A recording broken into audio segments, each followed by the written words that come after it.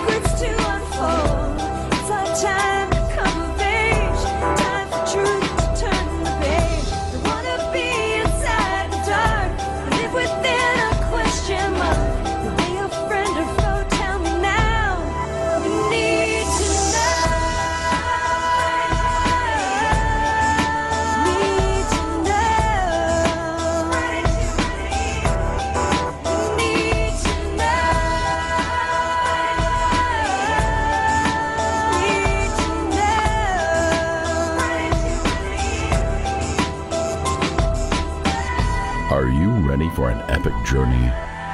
The Extraordinary Phenomenon Investigations Council presents Epic Voyages. Come join us as we enter and experience the great mysteries of the world with tonight's host, Aaron Judkins, a.k.a. Maverick.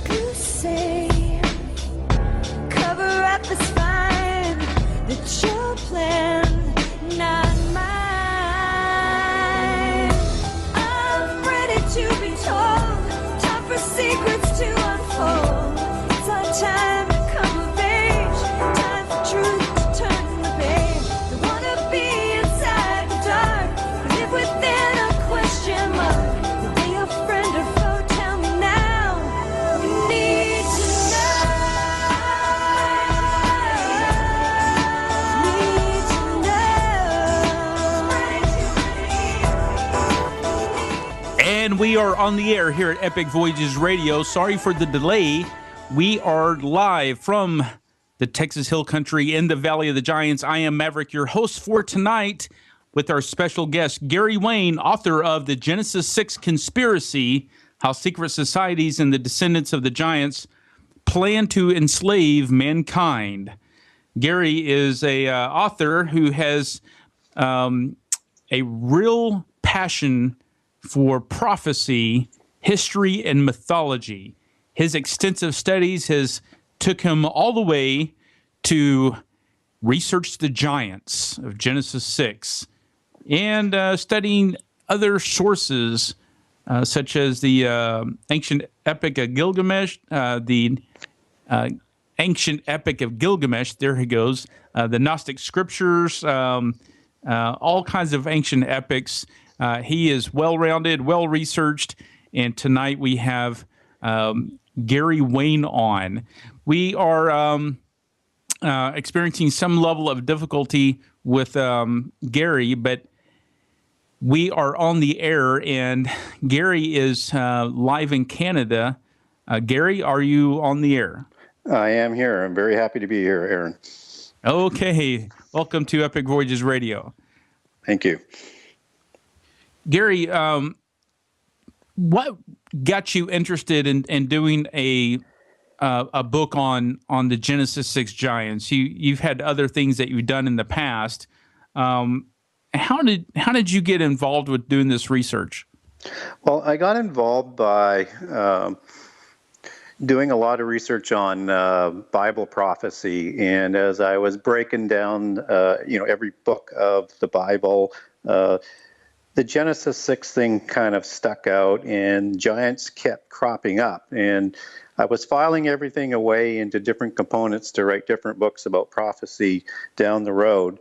And these giants just kept coming up. And so after I'd done all of the research on the prophecy and had everything sort of put in files and set up the way that I wanted to, I thought, you know what, I want to look at maybe doing my shortest book, which turned out to probably be the longest book. And I thought, I want to follow this story of the giants and see where it takes me. And my thought was that it has this connection to the end time. And so I started from A and looked at Z and said, how do I start to put this together. And then I started, probably another 8 or 10 years worth of research and writing to put the book together. Gary, what kind of research did you do to write this? Well, I wanted to go beyond the Bible. So I knew the Bible very, very well, but I wanted to know whether or not this subject came up in other mythologies, and were they related to the Nephilim story? Because people hear stories about the Anunnaki and the Titans and various names of giants throughout mythology and ancient stories of superheroes. And so I wanted to know whether or not there was any sort of relationship there. And I also wanted to know whether or not other religions recorded anything about giants. And as I was doing this research, I began to learn that not only was this in mythologies and not only was it in other religions, historians had written about giants and this concept of demigods in prehistory. And what really sort of stunned me, and it really took me into a completely different direction than what I thought is that giants are totally related, along with a couple other interesting things out of prehistory, to secret societies. And so I started to research all different aspects about that. So I bring in whether it's the Gnostic religions or the Popol Vuh out of the Mayan culture, or the Vedas out of the Indian culture, or the various Gnostic literature. I bring all of that in, but I also bring in the legends and the mythologies from around the world.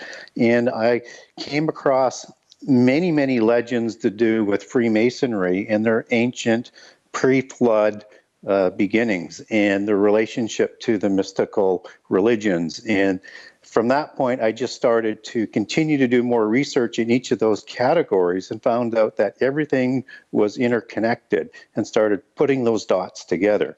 So what turned out was a 6,000-year investigation, a 6,000-year connected dots investigation to the descendants of giants around the globe, and how they grew up with secret societies and mystical religions. We see, Gary, the giants, you said you kept seeing them pop up in your research. I experienced the same thing when doing some research in the ancient past, and these Nephilim giants were certainly something that I encountered in my research as well. It's interesting because it goes against what we've been taught that there shouldn't be any giants in the ancient past. What is the Genesis 6 conspiracy about the secret societies? What is the conspiracy about? Well, the conspiracy is how the descendants from the giants of Genesis 6, where they were created, how they grew up with the secret societies before the flood and the mysticism, and how they impacted the antediluvian world, which is another name for the pre-flood era, how they affected all of those civilizations. And again, once you get outside the Christian sort of doctrine, you learn that there were several civilizations around, not just the biblical civilization, which was probably amongst the Sumerians, but there was Atlantis and the reality of that continent and all of those mythologies, and Mu, and perhaps even a fourth civilization. And so what these three sort of factions combined with two other factions, the descendants of Cain and the dark angels, or the fallen angels, who were the parents of the giants. And I can make a reference, and I'll come back to that in a second, how that's a similar story in all the other mythologies around the world. They partnered to totally influence the antediluvian age, and they took it to a very high level of technology and knowledge, but these giants, they did not remain as judicial or kind or benevolent kings. They did usurp the kingships, but they turned the world into this very violent place, and they rebelled in the Bible against God, in other mythologies against the gods. And that rebellion and the violence that continued caused the flood. So the gods in the mythologies around the world got together and caused the flood. And this is a mythology that is constant on every continent. It is constant in every culture, that there was a flood story, and the giants were directly connected to the flood story. Now, coming back to how the fallen angels created the giants, they copulated with the daughters of men in Genesis 6, and they created demigods. And these initial giants were actually immortal, although, again, in Genesis 6, life was retracted back to 120 years. So the descendants there didn't live as long, and then over time, as the bloodlines diluted, they became more like the lifespans of humankind. Now, if you go over to different mythologies, let's say the Greek mythology, for example, the gods of Mount Olympus, they copulated with females of the human race as well. So the most common one from Greek mythology is Atlantis. And so Poseidon, in this case, fathered with Clymene and a few other names in different mythologies, because there's several Greek mythologies when it comes to Atlantis, fathered 10 giant twins that were the 10 kings of the Atlantis Empire. So you can see there's a similar story. And if you get into the Sumerian mythology with the Anunnaki, again, gods copulated with female humans and created giants. And if you go around the world, whether it's in India, it's the same thing. If it's in China, it's in the same thing. If you get into the Mayan culture, it's the same thing. So the difference is the monotheist belief from the Bible is about fallen angels, but they're called gods in other religions. But the story is the same. That's exactly what we're seeing in the ancient past, is these Greek titans that come up, and even the Romans worship these demigods, and we know that this goes all the way back, way back before even the New Testament was written. This was known throughout the ancient world that these things. And you're saying, Gary, that as a result of the fallen angels having intercourse with human women, the results became Nephilim giants. Yes. And these giants are now scattered throughout the world. Let me ask you this, because we know about the story of Genesis 6, about the giants, right? And these guys were, they lived before the flood. What about the giants that came back after the flood? We see these guys popping up again. How do you explain that they came back after they were wiped out initially? Yeah, let me answer that. I want to just come back to one thing is that when we see superheroes today, whether or not it's Batman or it's Superman or the whole host of superheroes in entertainment today, that is a reflection, that is a memory of these ancient demigods. And if you look at the word hero, as in superhero at the end, and you look up at the definition of the word hero, and you take the ancient application and meaning for that name, it was a superhuman or demigod. And so what we're seeing in entertainment, and we see it all throughout entertainment, whether it's with the fairy culture or the dragons or the snakes and vampires, these are all memories of this forgotten age before the flood. So when we talk about immortal and then demigods where they lived for long periods of time, they had a significant impact. If we go to Genesis 6, there is the possibility of how the Bible looks at it, and then I'll come and I'll talk about what some of the other cultures talk about, how they crossed the flood. So in Genesis 6, it says, that the Nephilim were both before and after the flood. Unfortunately, it doesn't say how that is, because most Christians and most people understand from Christian belief that everybody was wiped out during the flood. So that means if they were all wiped out, how did they survive the flood? Well, either some did, which matches up quite well with other mythologies, and I can come back to that, how that matches up biblically as well. Or So there you're was saying another... these guys may have survived the flood, or they were wiped out. But if they survived, how did they survive? Yeah. And so that's when you take into the accounts of the other mythologies to help answer that. And so if they didn't survive, then they had to be recreated by dark angels. But the first dark angels were put into the abyss, and they were locked away for their crimes against creation. So either the fallen angels that had rebelled, who weren't impassioned, and there was a limited number of seraphim angels that did it, then the ones that were still around decided that weren't in the abyss, that had not copulated with them, and women, more of them did it. Or they somehow survived the flood. And if you get into other mythologies, you have like the Epic of Gilgamesh. You have Deucalion and Pyrrha in the Greek mythology. You have mythologies around the world, whether they survived on an ark, on a log, went to the mountaintop, but there is recorded in all cultures survival of the giants. And so if you look also in the Greek mythology, when there was the rebellion against the gods, once the Titans were defeated, they were locked in a place called Tartarus. And Tartarus is known in mythology as the otherworld, netherworld. Some people call it the abyss, some people say underground.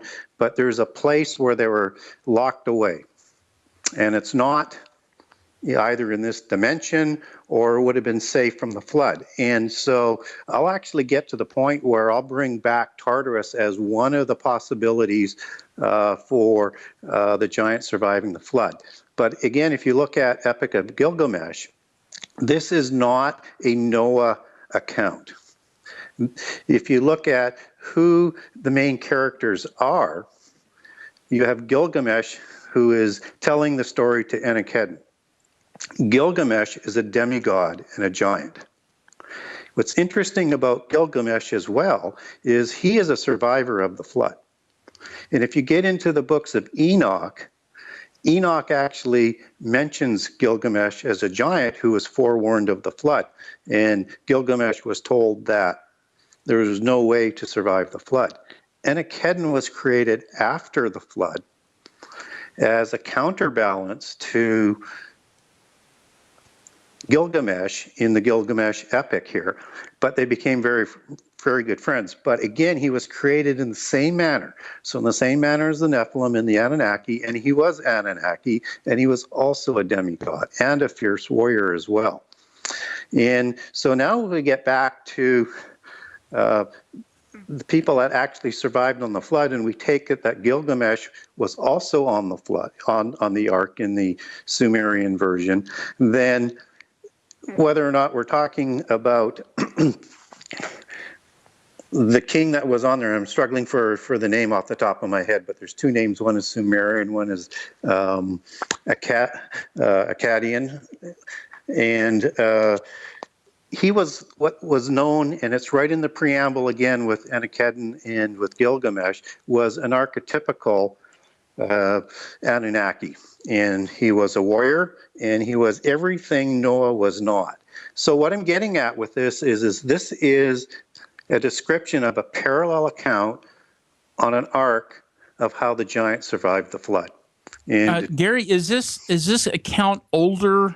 The Babylonian account, is that an older version of the biblical account, or is it a version after the biblical account?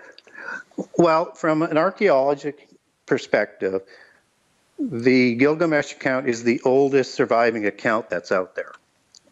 Now, does that mean the Bible account was based on the Gilgamesh account? Possibly, or the Gilgamesh account is just the oldest surviving account, and the oral traditions or accounts that may have been written down about the Noah flood story just haven't been found yet.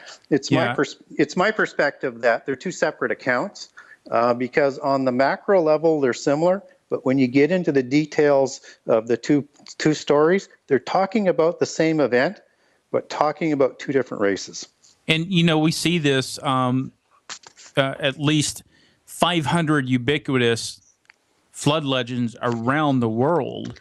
And the central theme is all the same. They all have their own Noah. They all have their own, boat. They all have a family that survives, on an ark. But the story, the details are different, which is pretty interesting. But we see this when I went to Peru. They had this flood legend from the Incas that even they believed that the world was flooded by water, and they had a stone. When I went to Machu Picchu, they had a stone there, and that stone was said to have tied the earth to the sun, so it would stabilize the earth so it would never be flooded again. That's the flood story.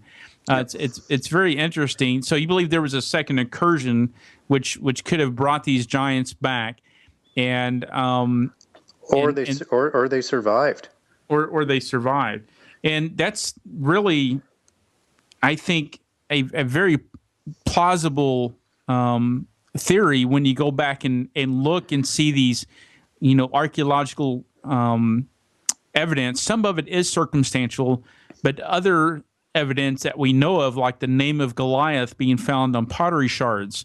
I have a copy of one of those pieces of pottery with the name Goliath written in Paleo-Hebrew in my office. So it's quite interesting that archaeology is confirming now some of these stories that we've heard. Absolutely, and I will connect in my book that Goliath was Rephaim, and Rephaim is one of the names of the Aboriginal giants that come out of nowhere in the Bible that do not belong to the Table of Nations. There are many nations that are listed in the Old Testament after the flood that have no history other than they're just names inserted. And there are so many nations and so many names that don't go into the Table of Nations, that don't come from Noah, for the people who aren't familiar with the Table of Nations that's recorded in Genesis and First Chronicles, that these names come out of nowhere. And even with the descendants of Esau, when he marries into and moves into Seir, he moves in with the people from Seir. And these lords of Edom, the people of Seir and the Horites, they have no record in the Bible. So where did they come from? Exactly. Gary, we're going to stop here and go to break. We got off to a late start, but we are back live on air tonight on Epic Voyages Radio with Gary Wayne. So we're going to break here. Don't go anywhere. We'll be back. And we are back here on Epic Voyages Radio. I am Maverick, your host for tonight. We are live, coming to you from the Texas Hill Country in the Valley of the Giants. Our special guest tonight is Gary Wayne, author of the Genesis 6 Conspiracy, How Secret Societies and the Descendants of Giants Plan to Enslave Mankind. Thanks for tuning in tonight. Remember, you can always go to our website at epicvoyagers.com to check out the show. We have lots of interviews from the past. You can log into the YouTube channel anytime, 24/7, as a matter of fact, and listen to any interview we've ever done in the past. Download free shows in the archives. It's free to be a member, so no obligation for you. That is epicvoyagers.com. Make sure you go to our YouTube channel, Epic Voyagers, Facebook, Instagram. We have it all at Epic Voyagers, so make sure you go check that out. Also, we have a very an announcement very soon coming for Finding Noah. So if you are interested in that, make sure you stay up to date. FindingNoah.com, the release of the film. the special announcement will be coming out very soon, but I can tell you this: the release date will be month will be in October 2015. Finding Noah will be coming to a theater near you.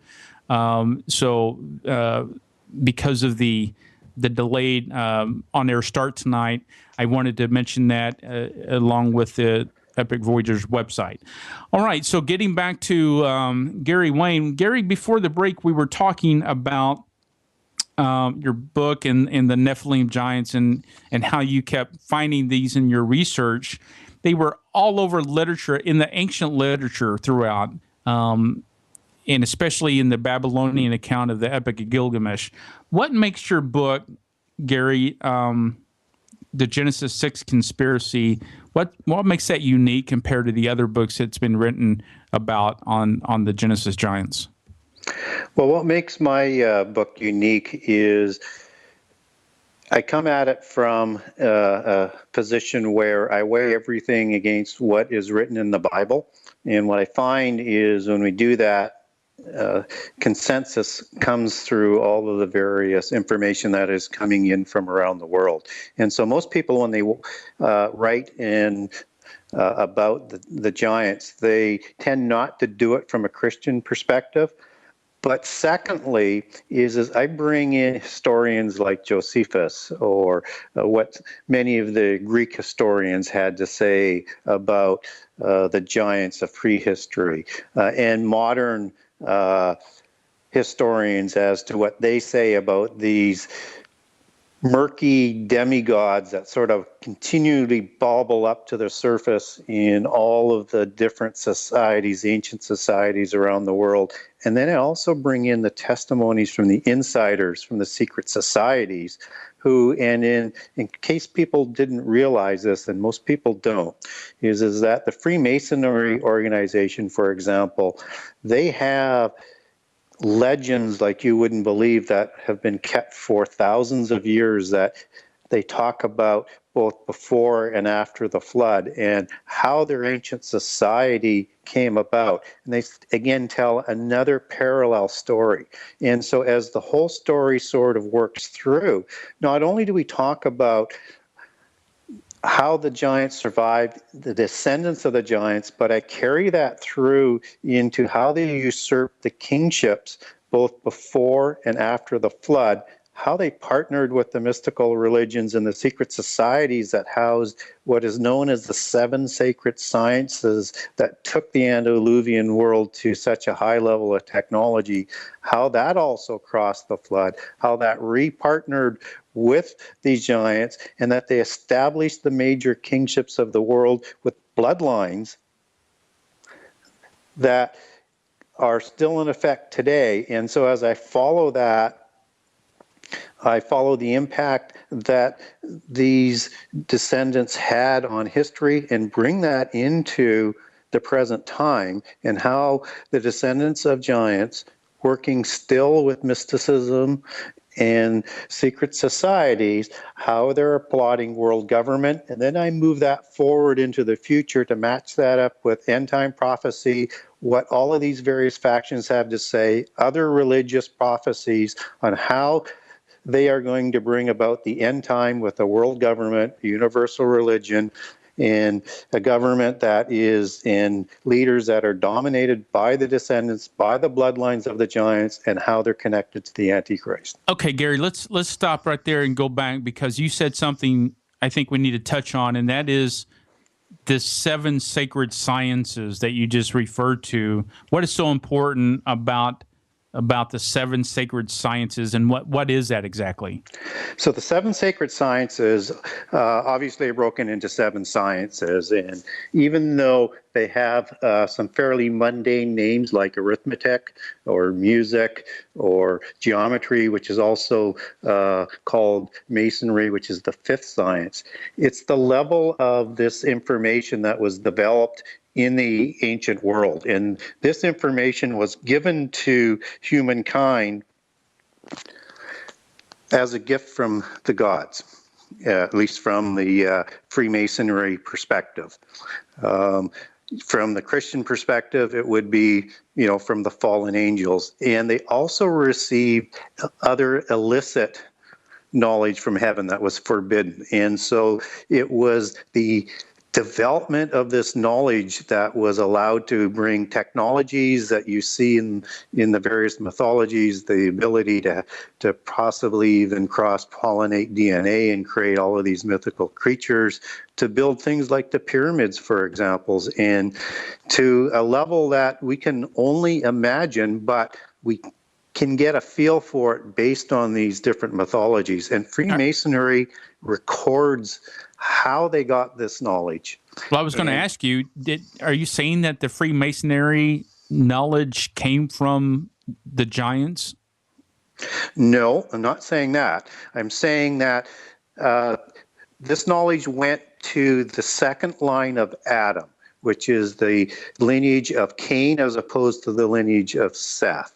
And even though the Sethites, because it was originally given in a pure sense in Eden with Adam, this knowledge was corrupted and then taken to a whole new level in partnership with the fallen angels. In the sixth generation of the Enoch line, they're the people that produced the daughters of women to mate with fallen angels to add the Nephilim, or add the new race into the mix. And they partnered with this new race with the knowledge and with the mystical religions that they developed alongside of this knowledge, because in mysticism, it's all about secrets and secret knowledge and gnosis to become gods. And this is all related. And they used this to enslave the antediluvian world. And so they took it from a Christian perspective, from a monotheistic to a polytheistic religion that was completely contrary to what God had taught Adam and the Sethites. And they ended up dominating the Sethites. And if you expand this to other civilizations, and again, they'll do the parallel accounts where this happened in all of the various civilizations. Now, you're saying, Gary, that they partnered with them. Yes. Like there was some kind of an agreement, a partnership that they worked together to do this. Have you interviewed any of the Freemasons to see what their take? I know you referenced to their writings, but have you interviewed anyone regarding your book about what they say that the origins of all that came from? Sure. They don't go on the record for the most part.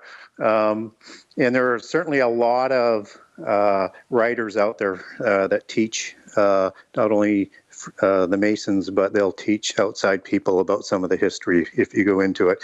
But I did talk to a 33-degree illuminated adept, and he was very much interested in the research that I was doing.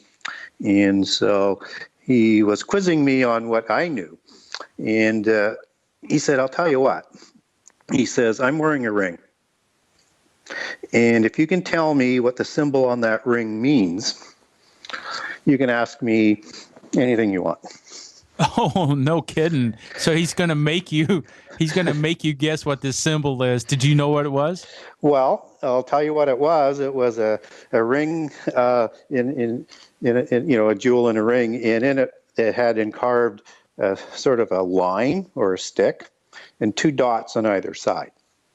So he said, tell me what that means, and you can ask some questions. Wow. So I said, cryptic. Okay. Well, very cryptic. Well, you have to know that Freemasonry is all about allegories and symbolisms and things like that. So that's perfectly part of what they do. So, at first glance, I was thinking, I don't have a clue. And this was an elderly gentleman, and he was Scottish in nature. And he said, take your time. It was a long flight.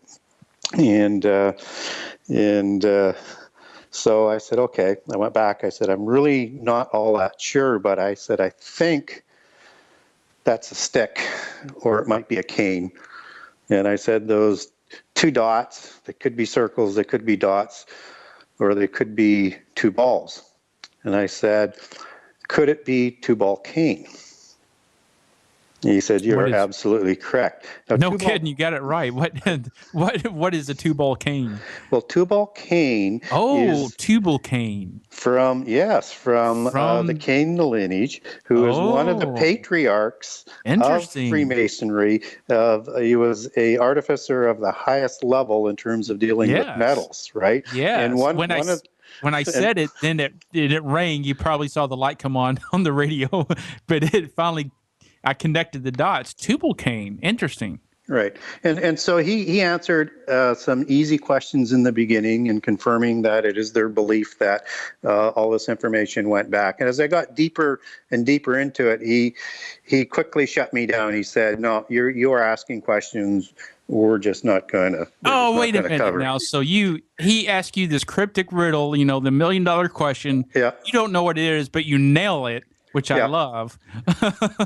Well, and get the right to asking questions, and then he's like, "Oh no, now you're asking too much." Yeah, I don't think he expected me to get it right. And you also have to remember that at the adept level in Freemasonry, when you start asking the very, very important questions, they're sworn to secrecy on an oath of death. Now, whether or not they still actually carry that out or not, that is speculative, but that is the oath. So he thinks you're just some guy that's just going to ask, why is the sky blue? Yeah. And you just do this home run, question after question. You get up to the plate, you knock a home run. I mean, it's a grand slam. And he goes, "Game over." Yeah, game over. No. Yeah, that's it.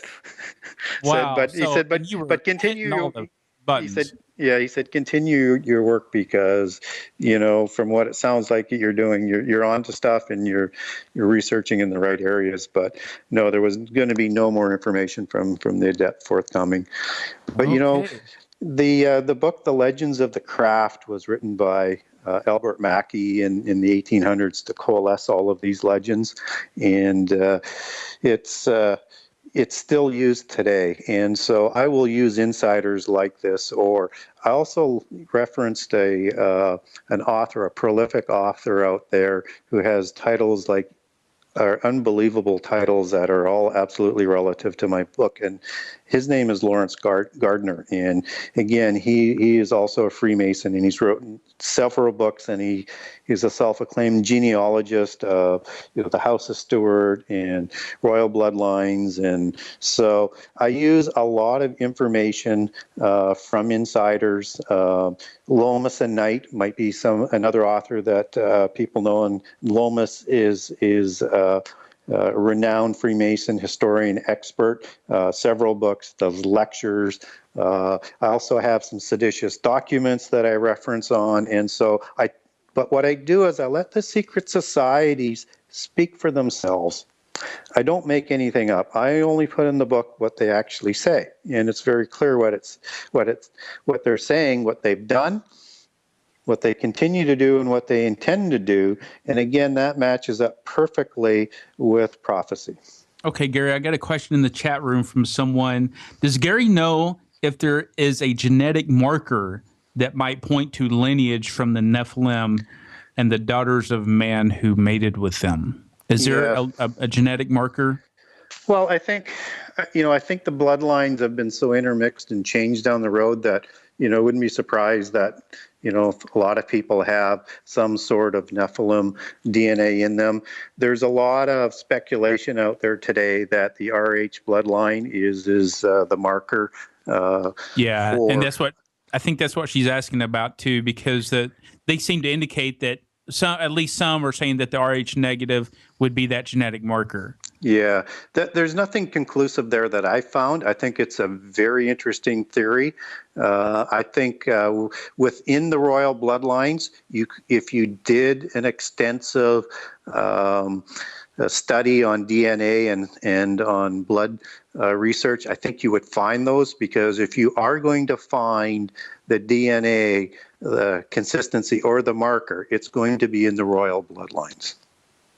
Now, you keep saying the royal bloodlines. Are you saying that there's a particular bloodline that's Nephilim that's traced back through a certain royal family that's still in existence today? Yes, several. several families, and I'll cover all of that off in the book. And we can talk about it tonight. Can you touch on? Well, yeah, without giving away the scoop. I mean, obviously, but what can you touch on? How did you? Why do you think there's an ancient bloodline or royal bloodline that ties into this? Because if you look at any of I'll start in a little bit of history here, and I'll work towards some of the modern families, and it won't take long. So if you look at any of the kings, whether it was in Egypt or if it was in Babylon or if it was in Tyre or it was in Norway with the Norse, or if it was anywhere around the world, all of those ancient kingships, they kept genealogies. And they always said and believed and documented it back that they descended from the gods. And so they were a chosen bloodline to rule over the mundane humans. Well, these royal bloodlines have survived. And if you were to look at whether it's the House of Windsor today or the Habsburgs or any of the royal bloodlines that survived even as kings into the 20th century, and even today, whether it's the Stuart line, they have the ability to produce their genealogies that go back into prehistory. They believe they descended from those early kings, and they have the genealogies to prove it. And it will be one of the things that they will produce in the end time. What do you mean that they would produce? They intend to produce their records to prove the pedigree of where the Antichrist will come from. Okay. Wow. Okay, that's interesting, because that's how you're tying in your subtitle, How Secret Societies and the Descendants Plan to Enslave Mankind. Mm-hmm. And you're saying that they're going to use this to usher in this whole end time scenario? Yes. And so there are many, many bloodlines that are out there, some more ennobled than others. And there is a set number of families that have this very exclusive ennobled bloodlines who also, not without coincidence, are the ones that control the secret societies to this day. They're not necessarily the people that you would see out there that you think are the face of the modern conspiracy theories. So, I mean, people look at the Rothschilds, for example. Yes, have they married into the bloodline? Absolutely. But the Rothschilds came out of Germany in about the 1500s as the Bauer family. And their blood wasn't ennobled. They have married in. They just were raised up as the banking arm to these families to replace the Knights Templar. And I'll document through my book all of these different organizations and how they're interrelated. The true ennobled bloodlines, the ones that they keep as pure as possible, you don't see a whole bunch of them. But they're there, and I'll name 13 families that are connected to it from a European perspective. There's a lot of research out there that there's another very important bloodline that comes out of China, the Red Dragon bloodline, as some people call it. I haven't gone down that path. I focused more on the European pure bloodline that would go back through the Plantagenet of England and France, that would date back to the founders of the Knights Templar, that go back to the Merovingians, that go back through the kings of Camelot, that go back to Joseph of Arimathea, that married into the Tuatha De Danann. And you can see how far I'm going with this. And from going forward, I will connect how the Egypts of Pharaoh are connected in there, how the Babylonian and Anunnaki kings and the kingships of Nimrod are all connected in there, and I'll demonstrate that bloodline all the way through the book. That is incredible. And are they working? Number one, do they know that they're the bloodline? It's not like Yes. that they don't know. They know. Yes, they know.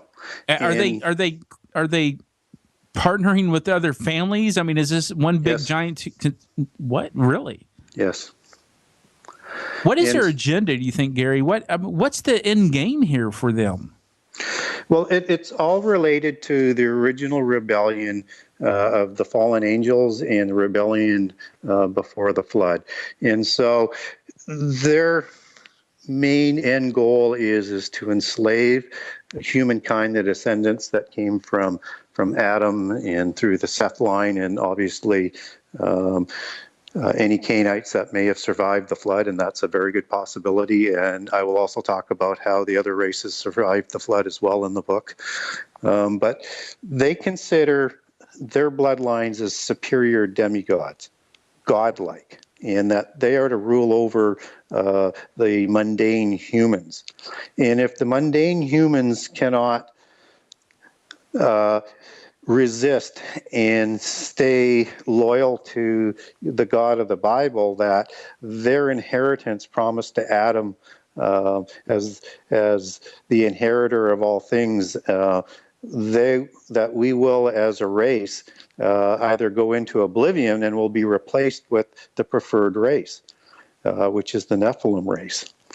And They want to replace the human race with the Nephilim race? yes. Why would they want to do that? Because we are considered mundane, and they consider themselves demigods. They believe themselves as superior. And Even the so- Nephilim, they want to bring back the Nephilim. Well, it's a very distinct possibility, and again, I'll talk about that in my book. So when you get into the end days, the angels that were imprisoned into the abyss, they will be released as recorded in Revelation. So there's a possibility that you could have that copulation again. There's other things that are going on out there today that may create an improved type of Nephilim, or an improved type of human, a new type of Nephilim, so to speak. So you could have DNA manipulation. You could have even more blood ennobling by the science that we have to even make stronger bloodlines of the original bloodlines to create another Nephilim. Or then there's the alien mythos out there that is doing hybrids, which is also sort of interconnected into this whole thing. Although I'll have a different perspective on how the aliens mix in as opposed to what the alien mythos is. Yeah. Wow, this is a new one for me. I have to say, this is intriguing. I haven't heard this before, so very interesting. And that's why we have guests on Epic Voyages Radio like Gary Wayne, because I want to bring you the newest and the latest and the cutting edge. And that's what old Maverick does here on Epic Voyages Radio. We put it out there, and we talk about this. Very fascinating topic. We got to run to break right now. We'll be back after the top of the hour here on Epic Voyages Radio. And welcome back here to Epic Voyages Radio. This is Maverick, and we are live tonight with our special guest, Gary Wayne, talking about the Genesis 6 giants. What a fascinating topic. Gary, before we went to break, we were talking about the secret societies. And earlier you had mentioned something about kingships. Can you talk to us a little bit more about that?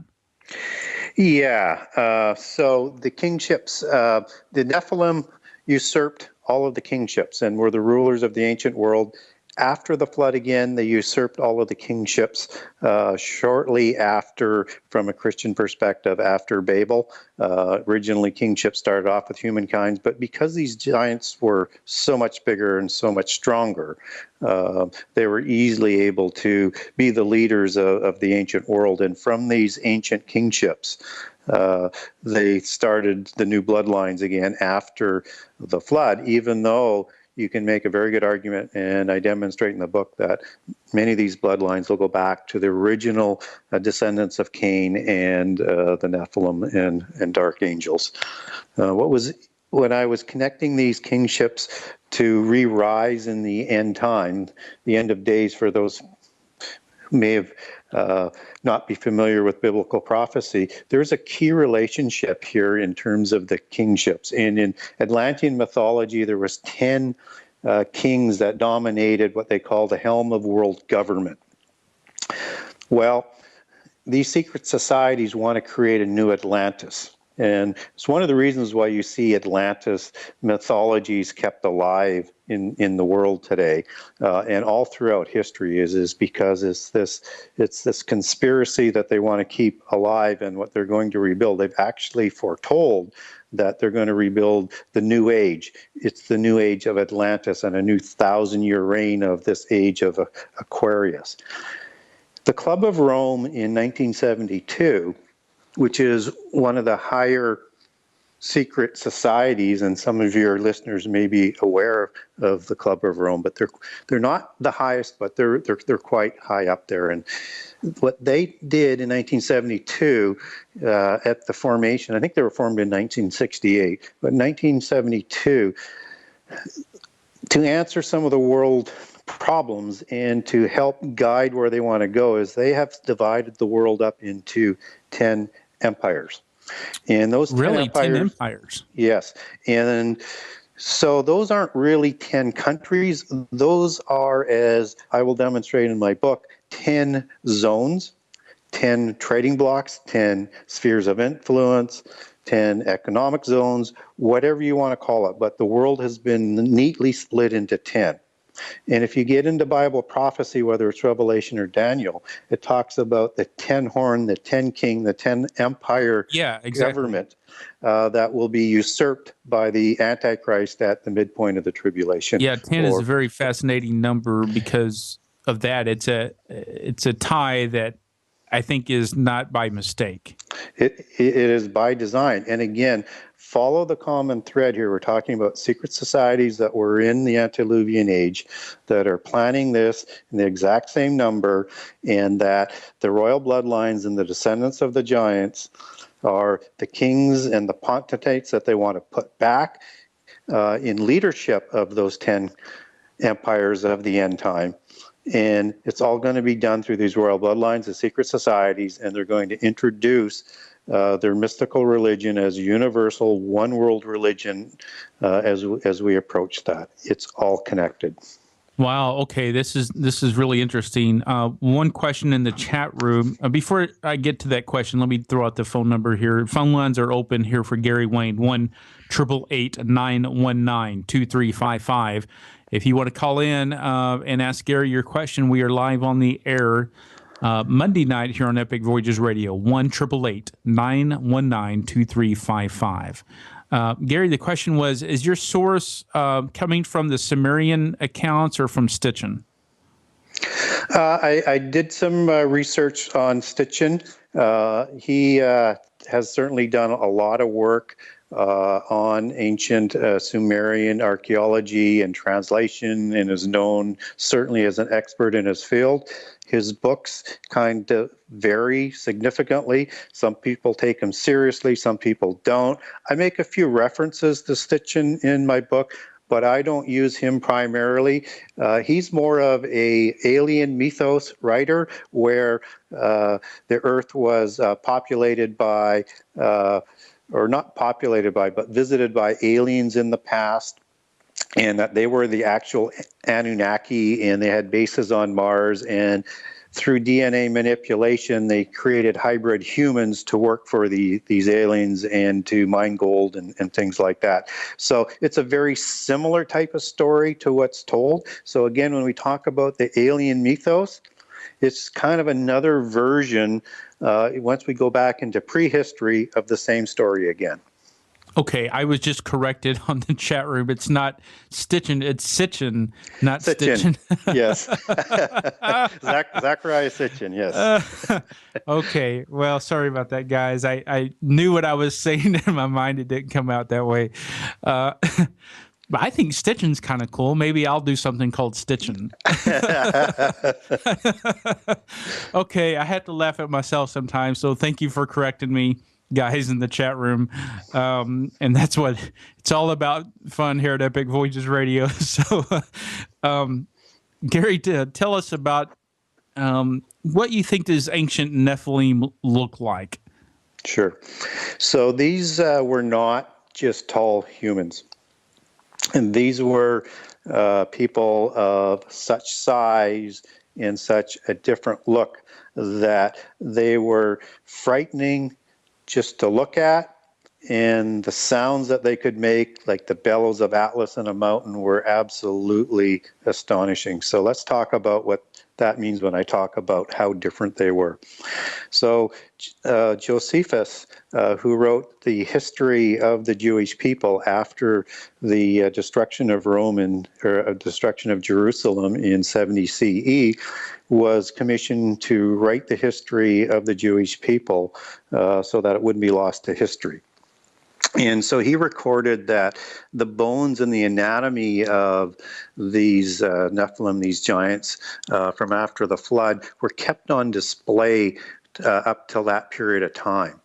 And that they were of such different engineering that they astonished people to view all of the time. So he doesn't give a lot of detail of what that bone anatomy looked like, but it was a wonder to look at. So let's now fill in some of the blanks. So when we talk about the size of one of these original Nephilim, and even when we get into Goliath, this was a large being. And so people in the Goliath story, they're familiar that he was somewhere between, who's telling the story, 8 feet and 9 feet tall. Well, that's only if you use a common span.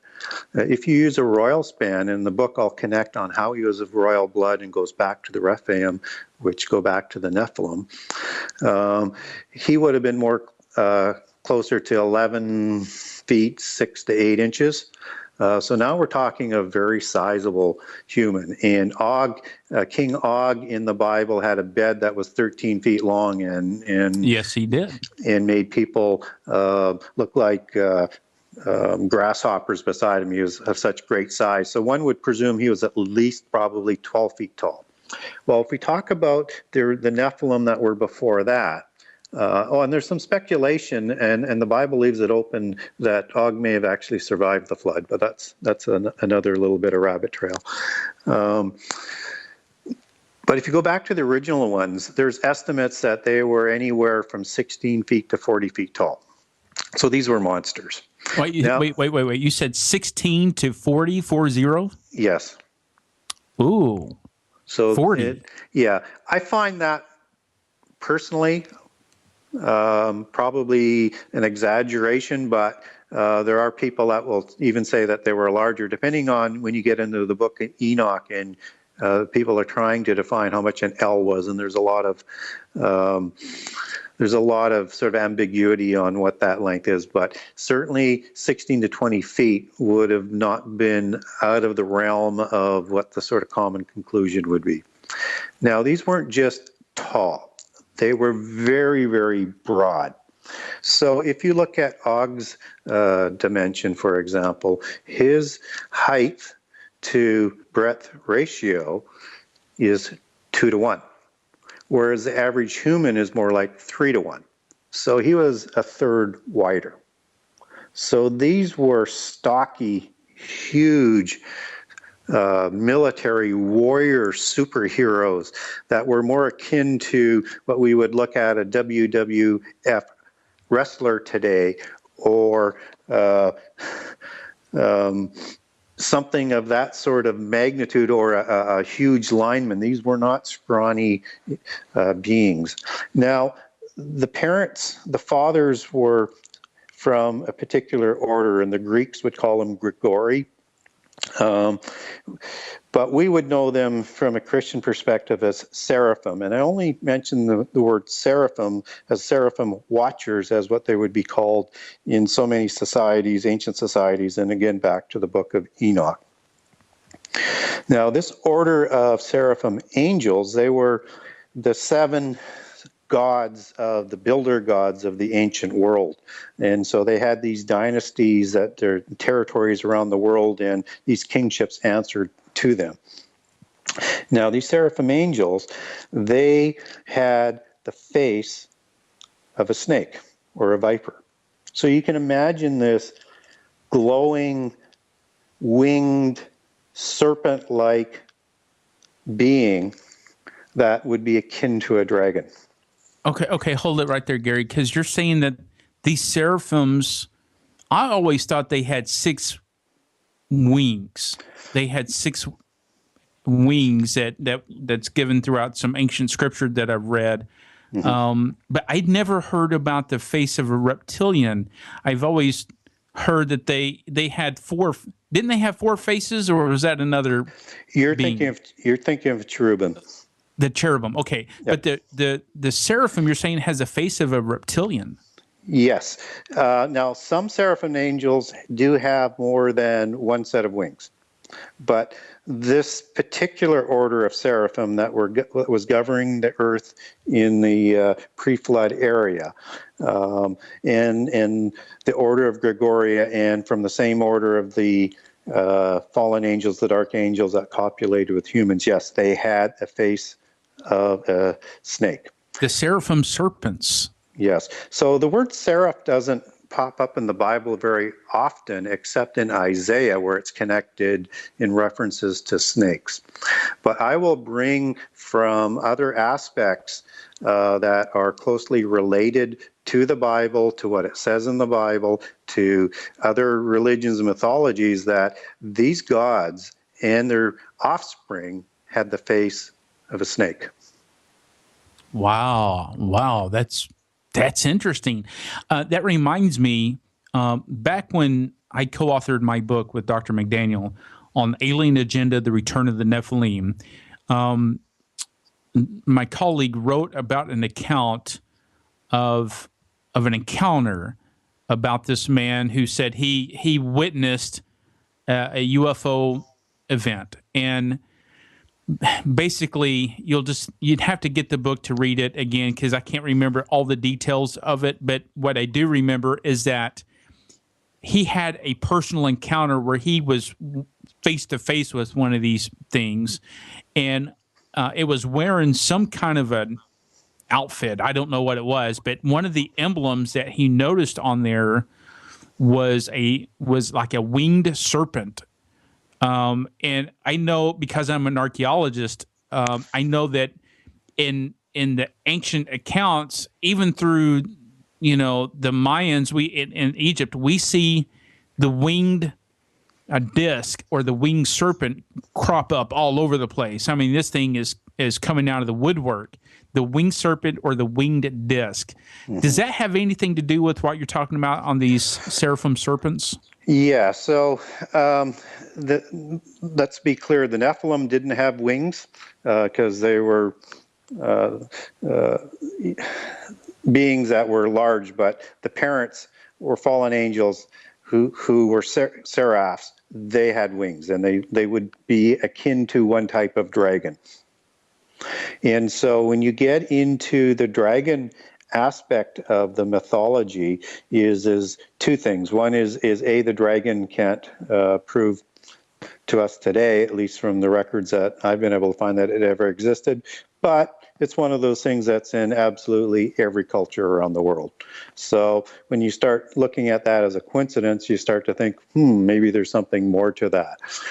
And so when you start introducing this idea that perhaps a seraphim angel was one type of dragon, and then you bring in the Eden incident alongside of it, where the serpent deceived Eve and then Adam, that this serpent isn't the snake that we think of today. This was a serpent that walked on 2 legs, was taller than a human being, was an intelligent being, and was the head of, in certainly in the Gnostic religions and genitive sort of mythologies, was at the top of the animal chain before humans came along, the people of day 6. And again, that's a whole nother topic, but and later Adam and Eve, which started the descendants of Cain and Seth. So when this serpent was punished, all serpents were punished, and they had the voice, the language taken away, the arms and the wings in some aspects, because before the Eden incident, there was serpents that flew and there were serpents that walked. And so the arms and the wings and the legs were hacked off. And again, through the Gnostic Gospels, this is a well documented side of the serpent in Eden that we're not all that familiar with, except that we get some of those details in Genesis. And I'll give that stunning account from one of the Gnostic Gospels in my book. And so you have to now start to understand why dragons, and of course vampires are just another form of the dragon allegory. And if you look at the vampire, I know I'm straying a little bit here, but this is an immortal being. They have to drink blood to stay immortal. They got the fangs of a cobra, and Dracula, which is the main vampire that people know today, that name is just a form of dragon. And so the connection on the blood drinking is that the Nephilim were blood drinkers. And after God had restricted life to 120 years in Genesis 6, after these immortal giants were created, the descendants were no longer permitted to have that immortality. So they started to drink the blood of humans to try and enhance their immune systems and to live longer. So what you're seeing is through the vampire tales, again, this allegory in these genealogies, and that's all throughout so much of literature and entertainment throughout the years. And so dragon is a main allegory that people need to keep in mind. And what the dragon allegory essentially means as you go through the genealogies is that's the patriarchal or the male bloodline. Fairy is the matriarchal bloodline and connected to the Tuatha De Danann of Ireland, both before and after the flood, and also to the pharaohs of Egypt. And again, I'll show the connection between the name pharaoh and fairy and all of the mythologies that go along with that. And so when we're talking about these ennobled bloodlines, we're talking a matriarchal bloodline and a patriarchal bloodline. And those two aspects, the fairies and the dragon, are the two main allegories that are used throughout history. And again, snakes, whether it's cobra or snakes and dragons, whether or not it's in the Aztec and the Mayan culture or in the Chinese culture, this is everywhere, and it goes through the royal families everywhere. And so in their plot to enslave humankind is to present the dragon Messiah, which will be the Antichrist. Oh, no kidding. Okay, so there's this whole, I guess, agenda that they're trying to usher in deliberately. Yes. And wow, this is very interesting because I've never heard it be being tied in this way. Wow, are you saying, Gary, that the seraphims equal the fallen angels, and Yes. that those guys are the Enki or the Enel of the Anunnaki? Is all those guys the same? They are the same. Ooh. And I'll connect all of that. I will spend section 2 of my book just recanting all of the, not all of them, but enough of the testimony of the other races, and it tells exactly the same story, right through from the creation of the giants to usurp and control humankind and to have them work for them, and the rebellion and the flood and how they survived the flood and how they usurped kingship again after the flood and started the royal dynasties. Okay, wow, you've really done your homework on this. I tell you that I haven't read the book, but you have got me so interested in this now because this is stuff that I haven't heard of. And I've done a lot of research on this, but not like you have with this angle. And that's what I love about looking at new research and getting to hear new authors and what their research is about, because it brings new angles. And, and when you sit back and put another piece of the puzzle in and then look at the bigger picture, then you're going, wow, well, that fits in really, really kind of neat right here. And I think that's what you're doing with your book. I think you've just added to the general knowledge bank on this whole issue. But I really like how you're tying it in. Like I said, I've never heard this particular angle before, but I think it's very fascinating.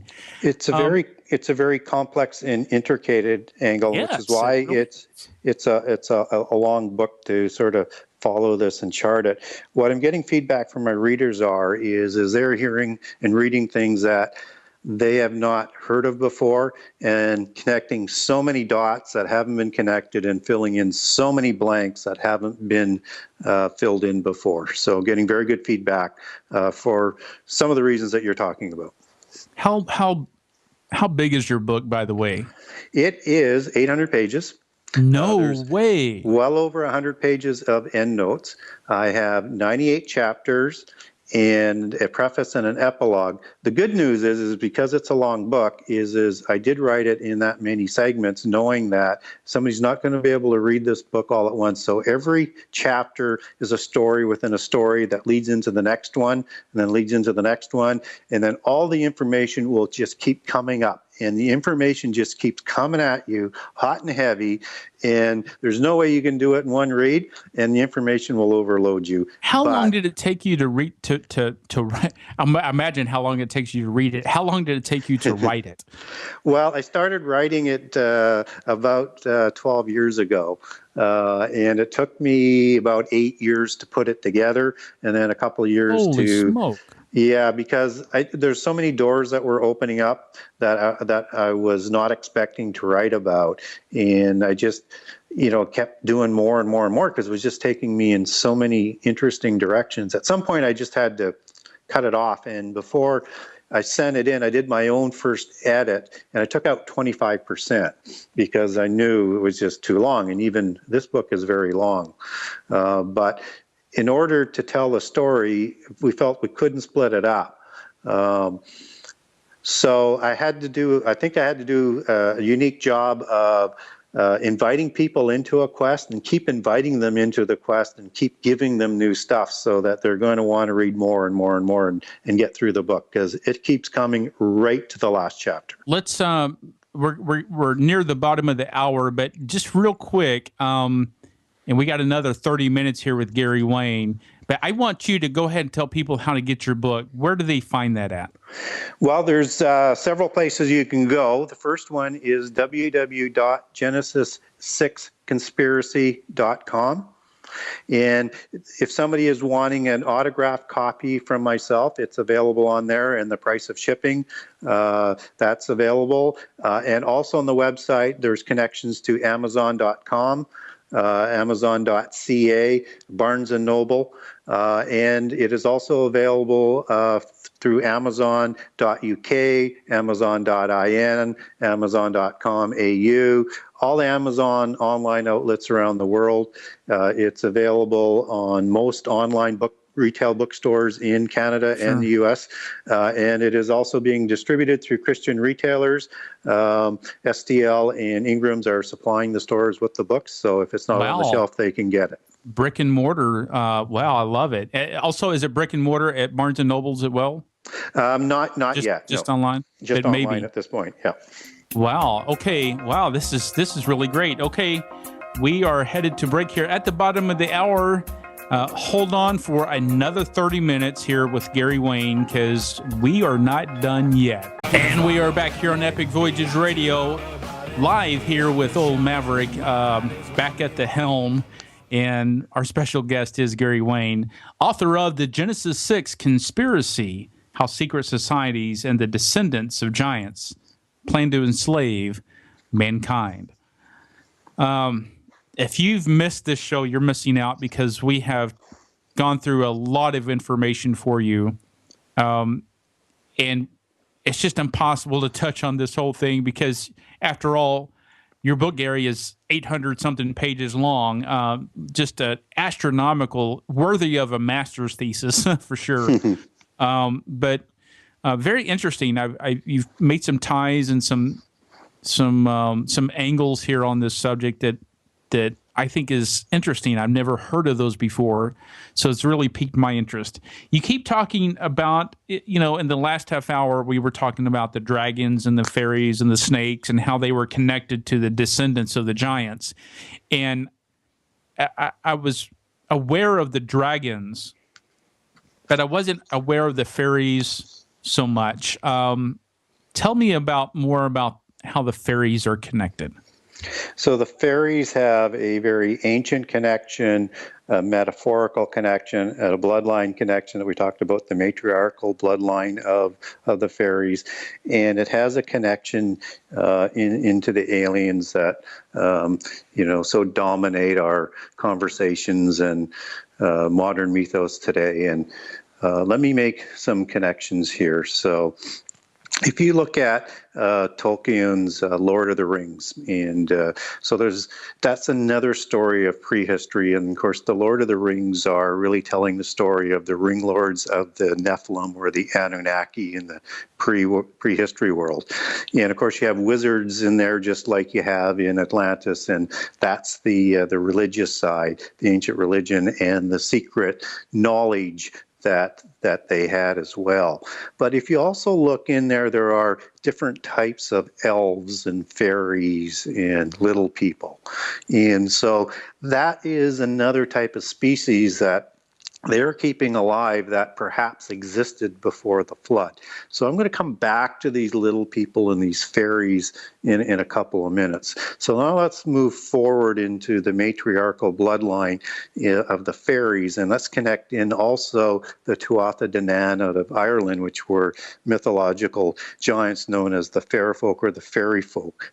And so this was a bloodline, again, of the matriarchal bloodlines, and I'll make those connections on how the matriarchy was exported to the Tuatha De Danann through a couple of bloodlines. One in particular comes from the Akhenaten and the Amarna dynasty. So if you want to know why they dominate the news, there's a reason there. It's keeping the bloodlines alive, and they focused on that. Was a very important turning point, destiny. But that bloodline will go through Ireland and back into England through the kings of Camelot. And so when you talk about the Holy Grail, which is again another piece of literature that has encoded genealogies, we have a marriage of the fairy bloodline into the bloodline of the houses of Camelot, which are connected to Joseph of Arimathea. And there's another bloodline that has been mingled in there that from the Gnostic side will suggest that it came back from Jesus, who from the Gnostic perspective was mortal and wasn't taken back to heaven and raised from the dead, that is actually survived off the cross. And you saw all of this in the Da Vinci Code. So not much new there, but this is the bloodline that's mixing in with the fairy bloodline. So when you, from Ireland and dated back through Egypt, which is connected to the Sumerian bloodlines, which I'll connect in the book as well. So now you have these bloodlines coming together, and they're marrying back up into a patriarchal bloodline, which I'm not going to complicate at this point in time, but this is the fairy bloodline. So when you talk about the Holy Grail in King Arthur and the kings of Camelot, you have all of these fairies in there. So like the fairy mother, or Guinevere was a fairy folk person, a queen of the fairies, and the ladies of the lake. And this is fairy allegory that's is connecting the matriarchal bloodline. And so if you also look at King Arthur, you have the Round Table again, like the Lord of the Rings. So this is another allegory and encoded history of the past. And so you have King Arthur and Queen Guinevere, and that's almost like an Osiris and Isis allegory, which again, if you're into the mystical side, that's the actual connection that they're going to make. And so we have this fairy allegory that now moves into fairy tales, and you have like Cinderella and Peter Pan, and you've got all these other different types of fairies that are in these kids' stories that again is encoding all of this stuff all the way through. And Gary, but I know Peter Pan. Most people don't know, but Pan is based off of the god Pan, yes. P-A-N. Yes. That was actually worshipped in the ancient past. When I was over in Israel, over in Caesarea Philippi, is where they had the temple set up to the god of Pan. Yes. And I went there and checked that place out. But the fairies, though, I didn't know that the fairies had anything to do with it. And I think that's interesting. Okay, and as you get into it, I mean, whether or not it's the Anwin of King Arthur, or it's the land of the youth in Peter Pan, or it's Tartarus, or it's the other world, and whether or not they go through portals, or the shays in the fairy culture, or gateways, and stargates is another thing I'll talk about in my book a little bit. We're talking about going to another location, which is where the Nephilim who died out are said to have went. And again, I'll talk about who the immortal Nephilim are in the book, and I will refer to when their bodies died, they didn't, and their immortal spirit kept on. They're the demons that we know of in the world. But again, we start to go down another trail that's part of the book. I want to continue with the fairy allegory. So now let's bring that into the modern side with the alien connection. So in the fairy culture of the world, if you go back, there's 4 different classifications of fairies. And with fairies, there are the winged opalescent fairies that come from a different world, and they're more spiritual. These are the fallen angels that they talk about. And they do believe in the fairy culture that they're descendants of the fallen angels that rebelled with Lucifer in the beginning. So these stories show up in all other different aspects around the world that's written in the Bible.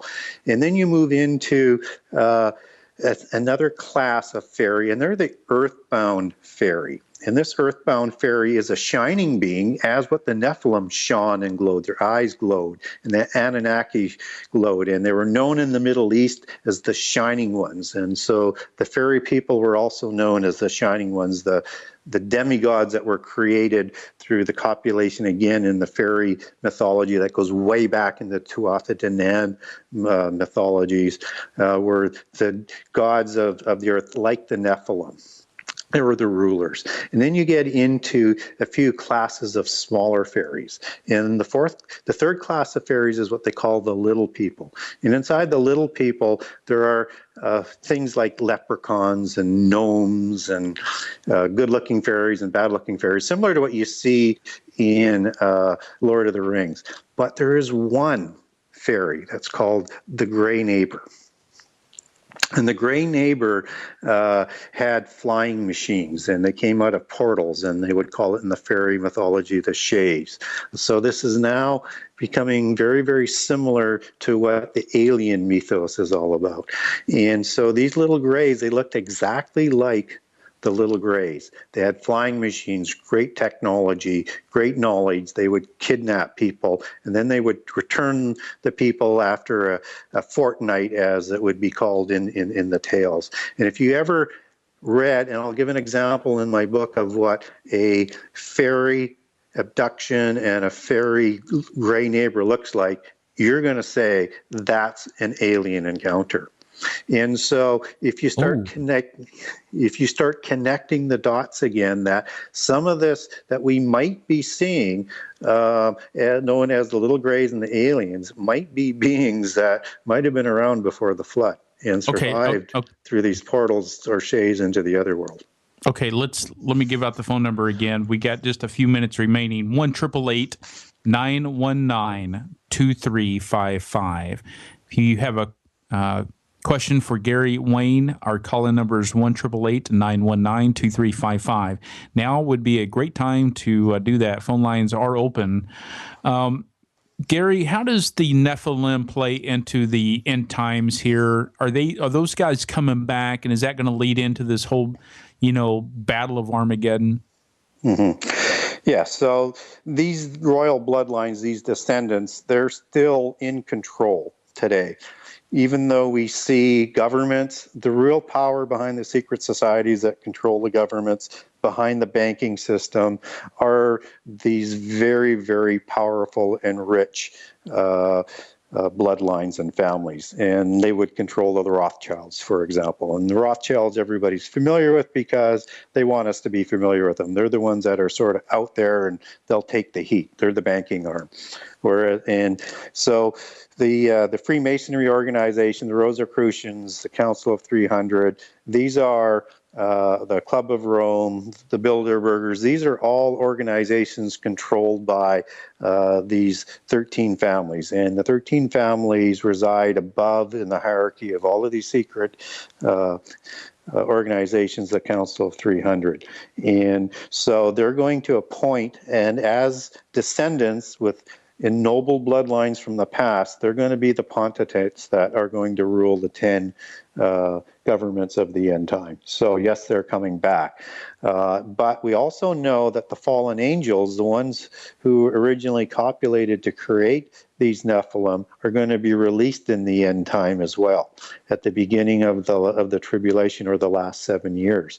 So what impact will they have other than mayhem and havoc? They may create another form of Nephilim at that time. Another form of Nephilim? Yes. Like what kind of form?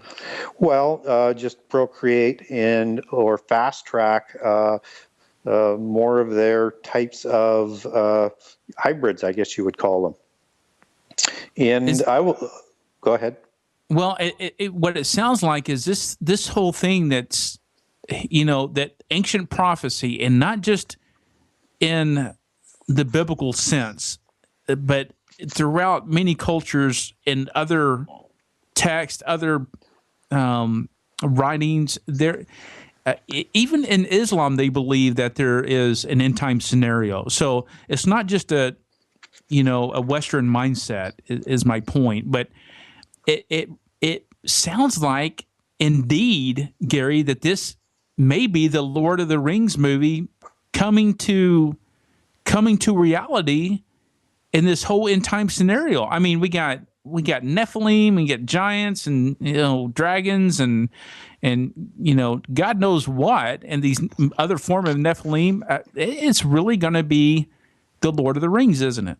It is, and if you look at whether or not it's the Nazi regime in World War II, where they're trying to create the new man, or this constant move to try and create the superhuman, somehow, some way, it's going to be just like it was in the days of Noah, just as Jesus said it would be.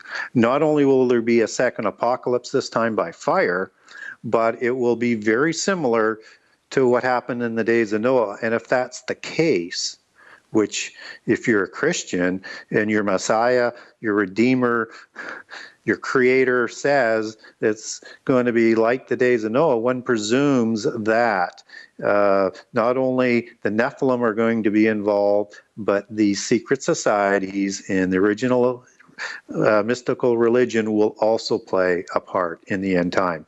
And if you want, it's kind of one of the points of the book, if you want to understand end time prophecy, and you're correct, all the other religions have an end time scenario. You have to understand prehistory, because all of the allegories, all the information that you need to understand what's going on today is in history and prehistory. Okay, let me ask you about the World Federation Society. If you know anything about that, is that part of the secret society? And what about the Georgia Guidestones that lists as population control? What is there a tie to both of those? Mm-hmm. So the Georgia Guidestones, for example, are thought to be put there by the Rosicrucians. And it is part of the secret society's belief that, there is too many people here. So let's go back to what I said a little bit earlier. In 1972 at the Club of Rome, they said there's three major problems, and that's what we're going to use to cattle herd people into the end time. One being peak oil. We're seeing what's happening with lots of oil these days. Second being overpopulation, and the third being the ever popular global warming, even though at that time the predominant theory is the Ice Age. So they use that. Those are all things that they're doing to sort of cattle herd everybody and cross borders with ideas to bring about an end time scenario where you've got 10 federations of the world, or 10 empires of the world, or 10 economic zones. Now, in their world is that if you don't have these genetic markers that people were talking about earlier, if you don't have the bloodlines, if you're not deemed to be part of the superior new man that the Nazis talked about, which is the same language and the same belief system, you will be either slaughtered, imprisoned, or enslaved. And therefore, if you are looked upon like cattle, you will be dealt with like cattle. So yes, they will intend on getting rid of those not worthy to evolve into the new age of Aquarius. And who is considered worthy and who is not considered worthy? Who makes that decision? They make that decision based on their belief is that they have the spark of the divine that's been planted in the descendants of the Nephilim across the earth. And they need world government to get this. You've heard of this harmonic conversion to vibrate and to evolve into a high level of being. This is their belief system, that spark of the divine, that mark of whatever DNA or bloodline that they're going to use, once it's united, will allow them to evolve into a demigod again. And so I just lost my train of thought there for a second. So what they're trying to do is to say, we only need people to serve us. And so the population that's going to be left is only these deemed worthy that believe in what we do or who will serve us. Okay, that's very disturbing, Gary, that if this comes to fruition and this happens and that Georgia Guidestone,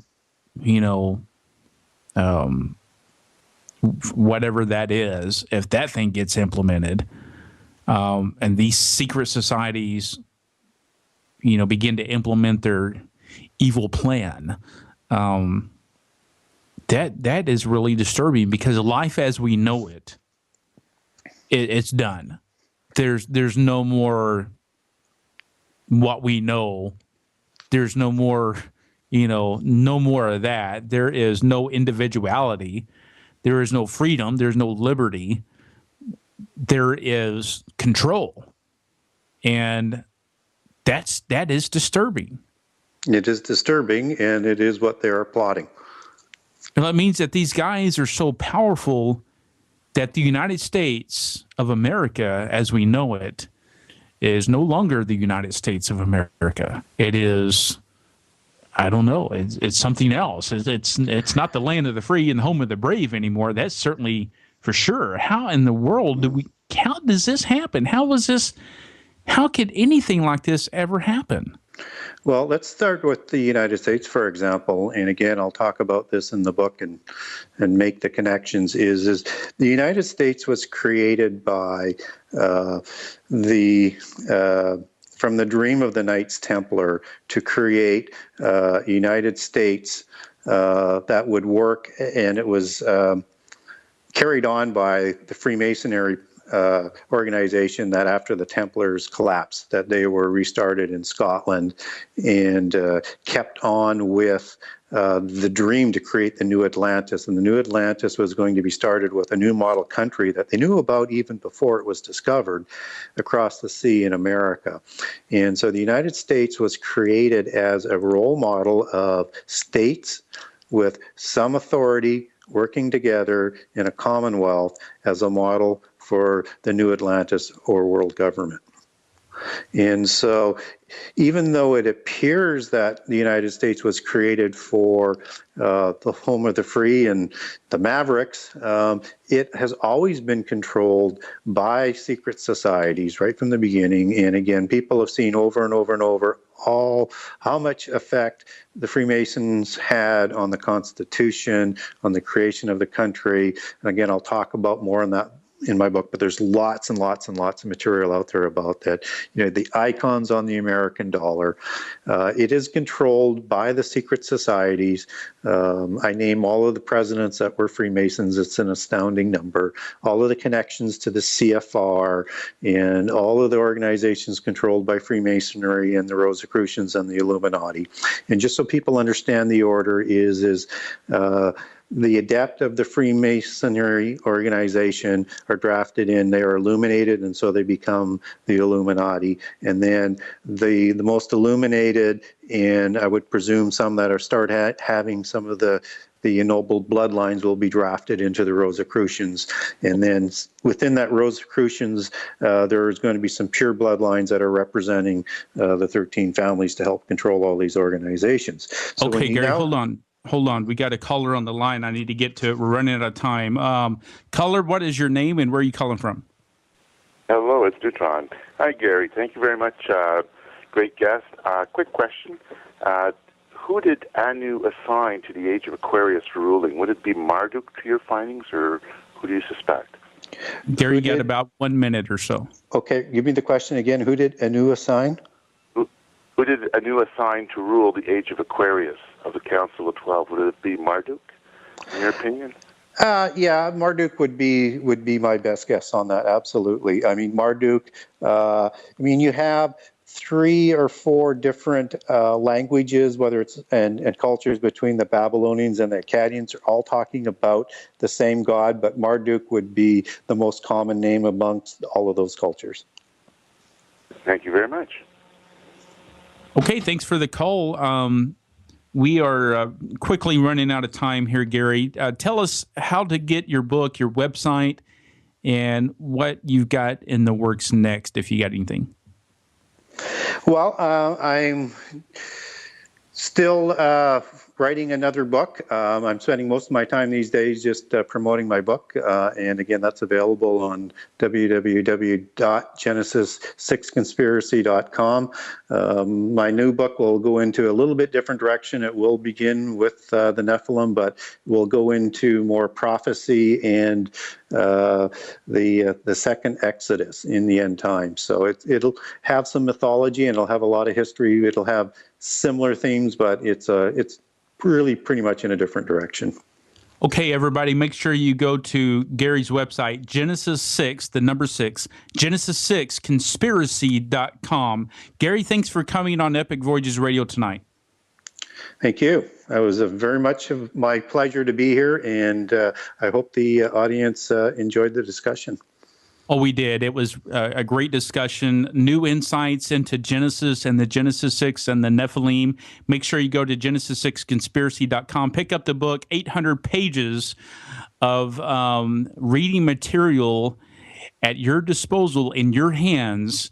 I highly recommend it based on the interview tonight. I can't wait to get my copy.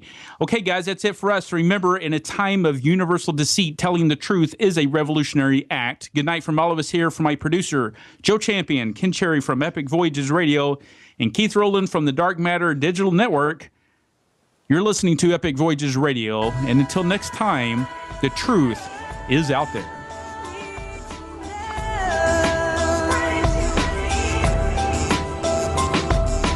Thank you for being with us tonight. Please join us again next Monday evening for Extraordinary Phenomena Investigations Council's Epic Voyages. I'm Roger Peacock for Epic. Until next time.